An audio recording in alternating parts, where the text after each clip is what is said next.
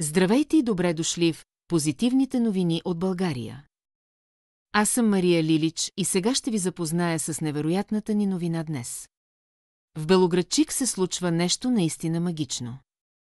Балонният фестивал Lions Balloon Fiesta тази година продължава цял месец, от 19 септември до 19 октомври, за първи път в историята му.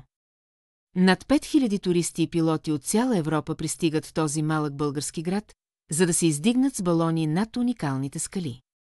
Особено трогателна е инициативата Lions Give Wings, която дава възможност на деца с увреждания да полетят напълно безплатно преживяване, което остава завинаги в сърцата им.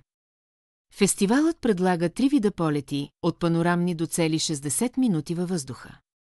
Балоните се издигат сутрин и вечер, когато небето е най-красиво.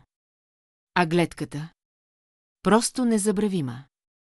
България отново показва, че малките градове могат да правят големи чудеса.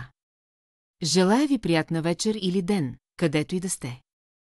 Очаквайте ме скоро с още повече вдъхновяващи и позитивни новини от България.